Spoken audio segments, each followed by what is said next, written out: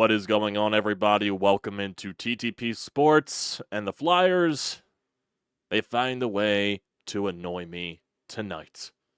They go up 3-0 on the Vegas Golden Knights. They blow a 3-0 lead.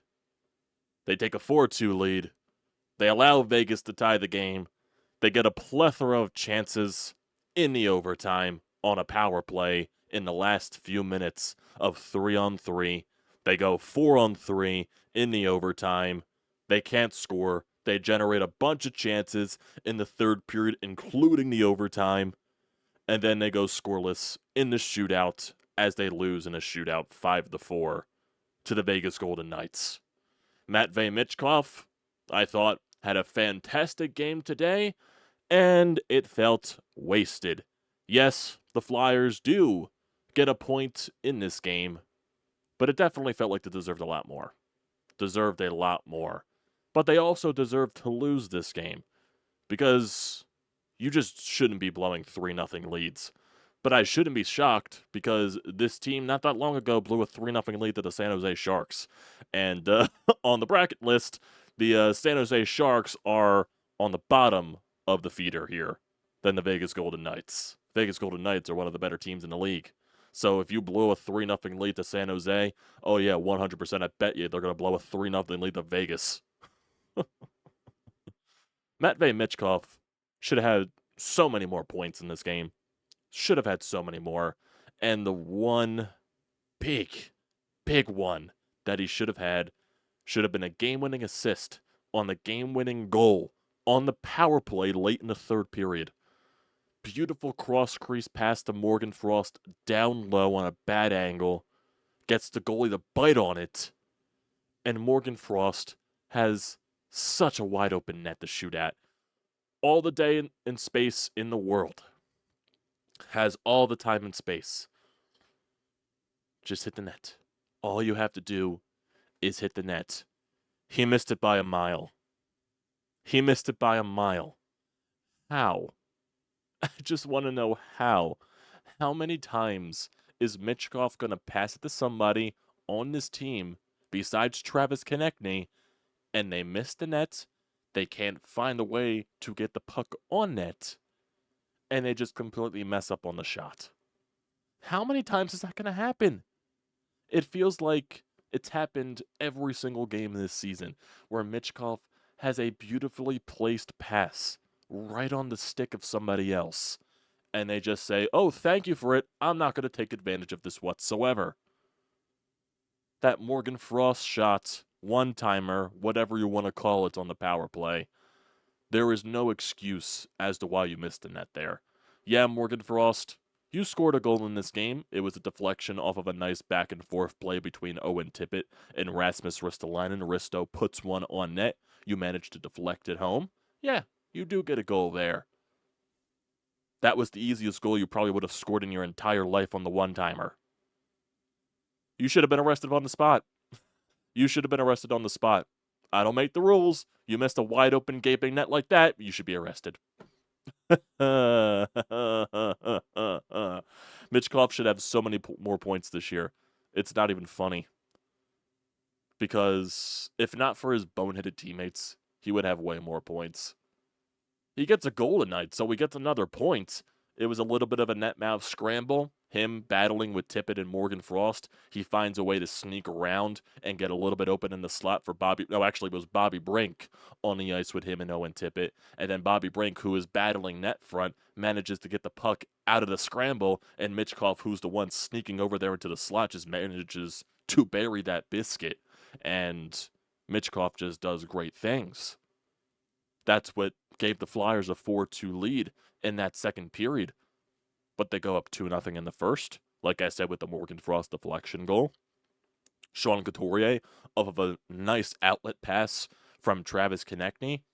Sean Couturier comes down the left side, wires it past Samsonov, gives the Flyers a 2-0 lead, and then the Flyers had a fantastic shift to start the second period. Paling out there, half away, Scott Lawton, they're battling. One of them drives the net.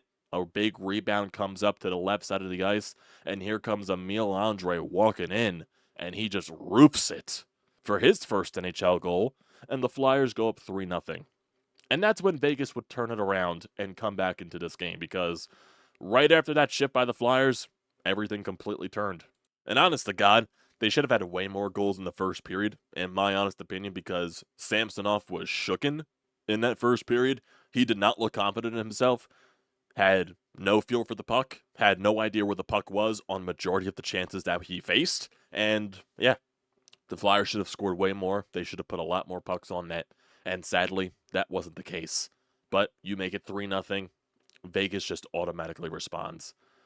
Flyers felt like they didn't have a good shift the rest of that second period. No, I'm not going to lie. They did have the Michkov goal. So they generated some chances in that second period. They capitalized on one of them. But they just, too many mistakes. Way too many mistakes. Jack Eichel scores the first goal for Vegas, cuts the lead down to 2. And then when the Flyers had just a very long shift in the offensive zone where they're cycling around all over the place, Scott Laughton decides to do one too many things with the puck. And it forces a turnover. It's an odd man rush for Vegas on the other side. Jack Eichel decides to take the shot. I forget who it was for the Flyers, but one of them blocked the shot. And of course, the puck went right back to the stick of Eichel, and he passed it over to Barbashev, who scores. 3-2 game all of a sudden. Then eventually Michkov scores. But then the Flyers can't find a way to get the puck out of their own zone because they turn it over in the neutral zone. Stuck in your defensive zone for a little bit. All Sean Couturier has to do is use the boards to get the puck out. And instead, he decides to use the middle of the ice, which automatically bites him in the ass because he takes a penalty right after the turnover. Vegas scores right off at the get-go, win a face-off, one-timer, bing, bang, boom. Game is tied. Well, actually, it's a 4-3 game. So you go into the third period with a lead. And you have a lot of chances in that third period. Matvei Michkov had a breakaway. Samsonov made the save. So many chances left and right. And then just one turnover in the defensive zone by Grans, and maybe a softer goal allowed by Ivan Fedotov on a guy wide open in the slot. Game's tied up at 4. Then you get that ensuing power play near the end of the third period, where Morgan Frost misses the wide open net. And then you also had a lot of chances to score in the final second, too. I don't know how you didn't score. You had so much time with the puck. You had enough time, in my honest opinion. Joel Farabee fell. There was a lot of guys falling on themselves tonight. Owen Tippett had a couple of chances. Obviously, rarely hits the net, hits the plexiglass. There's the rare occasion where he does hit the net. I was actually shocked that he hit the net. But no. For some reason, Samsonov was so terrible in the first 2 periods. All of a sudden, in the third period on, he decided to turn it on. I have no idea. He was a completely different goaltender. Completely different. Everything the Flyers brought his way, he made the stop. And especially on those chances in overtime. Because he was the only reason the Flyers didn't win that game in overtime on the power play. Because nice pass over to Sanheim. One times it. Samsonov with the glove save. Flyers were trying to do those plays that they did against the Chicago Blackhawks where they set up Michkov for the game winner. But instead of really using Michkov, they were trying to use Sanheim more or less, especially on the one-timer side. And Samsonov was just ready for literally everything. Couturier had a nice chance where he did a nice little deke move, spinorama to get in front of the net. Samsonov made the stick save. Michkov obviously had a chance on the power play. They just couldn't find a way to bury it there. Samsonov was the difference maker in the overtime. And then in the shootout, Flyers get stoned. Jack Eichel scores the lone goal, and you lose in the shootout. It's a very frustrating game to lose. It 100% is. You shouldn't be blowing 3-0 leads like that. I understand you're playing the Vegas Golden Knights, but with the way that you were playing them in the first period, you should have had way more goals. You just can't blow a 3-0 lead. You can't allow 3 goals in the second period the way that you did. Immediately after Andre's goal, and it was a great goal, by the way, Andre looks fantastic out there. He looks legit. He 100% does. But the way the game tilted after that goal, Vegas just woke up.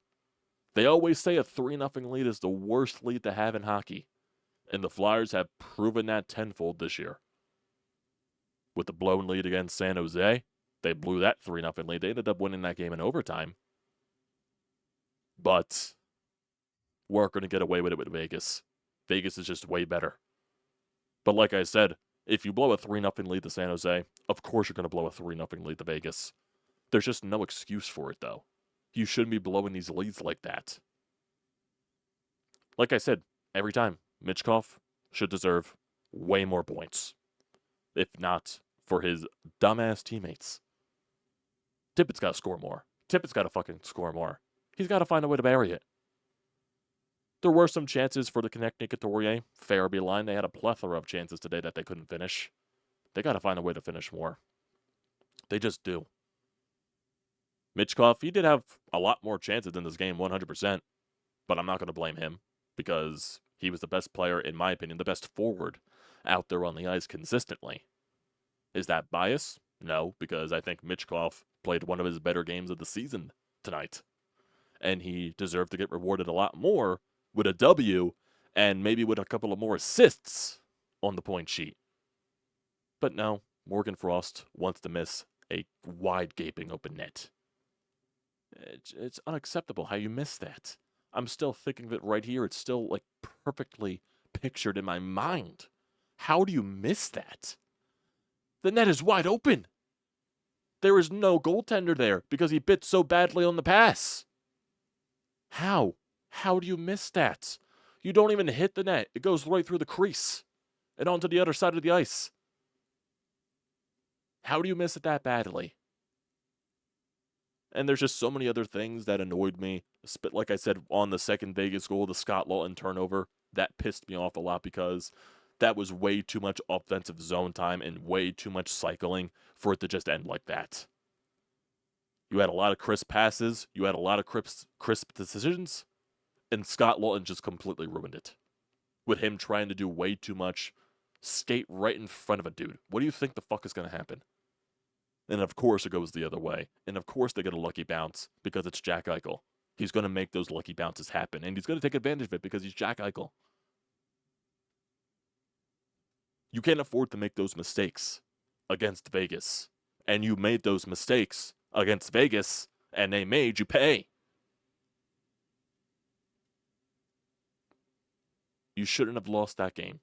You deserved way better. You deserved to win that game. Well, you should have won that game, but you deserved to lose. That's probably the better way to put it. You should have won that game. You should have won that game in regulation. You should have won that game in the overtime. But you deserved to lose that game for the way that you played after making it 3-0. Matvei Michkov deserves to punch everybody in the face, personally. Deserves to punch Morgan Frost in the face. Deserves to punch Owen Tippett in the face. Deserves to punch all the forwards that fluke up, or fuck up, better way to put it, on the passes that are perfectly hand-delivered to them. There's too many perfect passes that Michkov sends for them not to score. There was a nice rush going up the other way between him, Tippett, and Morgan Frost. Nice back pass to Frost. Hands it off to Tippett. Tippett's not even ready for it. He's thinking way too much before he's even getting the puck and he falls over. Tippett's falling over a lot. Tippett looks like a guy that's completely overthinking it out there. And that's what's very annoying. Because you gave him that contract because, quote unquote, he did break out last year. You're paying him to score goals. And he looks completely lost. I understand he's a hot and cold player. But why did you go so gung-ho to sign him to that long-term extension? I'm not saying he's not going to be worth the contract in the future. But right now, it's making it look a little bit sketchy. Not going to lie. Because you're paying the guy to score 30+, 35+, maybe notch 40. At this rate, he's not even touched 30 this year with the way that he can't score. Will he go on a hot streak again? Probably. But right now, it's been way more cold than it is hot streak. Because he just looks lost. He looks confused. He doesn't think the game well. He has all the tools in the world besides IQ. It just does not look like he thinks the game well. He's trying to do way too many things at once. He has elite speed. He has size. He has a brilliant shot. But all that goes to waste when you don't have the best IQ. Now, all that can change if he finds a way to get confident and just continue to improve. But right now, he looks terrible out there. And right now, that contract looks terrible. Just being honest. Owen Tippett needs to be way better. And there's so many other young guys that just look like they're stagnating in their development. I'm going to keep saying this every goddamn recap. I just want Danny Briere to get some of these guys off of the roster that don't deserve to be here. Just being honest. Look at all the talk and rumors circling around Columbus and Adam Jiricek. Go to try to get him. He could be a defenseman that you can use. He's young. He's 20 years old. He was a high draft pick a couple of years ago. Has offensive potential. Really, the only thing that he lacks is his skating ability is really not the best. But I will take his offensive mind and his offensive talent. Columbus is deciding not to use him at all. They're really underutilizing him. They're barely using him. They're just completely disregarding him at this point. And his name, especially lately, has come up in a lot of trade rumors. And I think the most recent one was from Elliot Friedman, where it was Nashville, the Flyers, and Minnesota, if I'm not mistaken. I think it was those three teams. I know the Flyers and Nashville were involved, but I don't remember who the third team was. I think it was Minnesota, if I'm not mistaken. Danny, make a fucking trade. Take a risk. Take a risk. That's what I want you to do. That's what a rebuild is supposed to be. You got to take risks on trying to acquire some talent that doesn't fit on other rosters. Talent that's high, that has no space on other rosters. Now you can also say, oh, if he can't find a way to make Columbus's roster, what does that really say about him? Well, everything that I read about Jiricek, Columbus is just poorly mishandling him. They're just barely using him at all. So, why would you draft a guy that high and not use him? Just my two thoughts on it. Take a risk on the guy. He's 20 years old. Take a chance. That's all I'm saying. This team just annoys me because they shouldn't have lost this game, but they did deserve to lose this game because you can't be blowing 3-0 leads. And this team, they've done it before, and they'll 100% do it again as the season continues. I am trying to see if Torts has said anything post-game, just talking about this game in general. What else is there? Is there anything from Torts? Is there anything from Torts that stands out? I don't think there is. Did the Flyers even post anything from a post-game press conference? It doesn't look like it. Unless Torts hasn't even spoken at any point yet. Apparently he has, because there's stuff from Jamie Pascal here talking about Ristolainen with John Tortorella. So there's something. There's definitely something there. Let's see. Who were the players that were definitely the best on the ice for the Flyers? If you go to like these scorecards here, Rasmus Ristolainen. Risto did have a really good game. Him with Emil Andre. Michkov obviously had a good game. That's no shocker. Sealer, Grons didn't have a good game. There's no way that you lost that game, but they did find a way. They always find a way, don't they? Just trying to see if there's anything here. I don't think there is. No one's really said anything from Torts post-game, so I guess there was nothing really notable. I guess there wasn't. So, let's get to the Anytime hotline here. We got a call from Sean once again. Let's see what he has to say about this Flyers choke job. Tough loss for the Flyers tonight. Definitely had chances late. But the bottom line to me is I don't care who you're playing. You can't blow a 3-0 lead at home. This team, just the second period comes and they just stop playing hockey. I mean, just unforced errors in their own end, losing puck battles. You can't do that against the good teams. But the Flyers need work on defense. I mean, they're a little light in the ass physically. They don't have the puck movers other than really Sanheim and Andre. It starts with your defense. I mean, there's a lot of talk. I've seen it on Twitter about maybe a guy like Jiricek is available. I mean, they need they need help on the back line desperately. Like, again, tough loss. They were there. They matched Vegas blow for blow, but again, that's the difference between good and elite. An elite team comes back on the road from a 3-0 deficit, scratches and claws, and finds their way to win. The Flyers aren't at that level yet. They're not even close to that level yet. I 100% agree.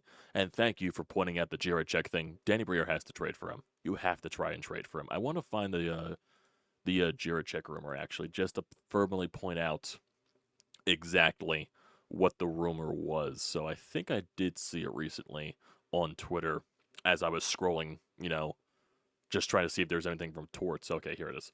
So this was from, there's a couple of things. I think one was from Frank Saravalli. And then I think one was from Elliot Friedman, if I'm not mistaken. So actually, let me just search his name on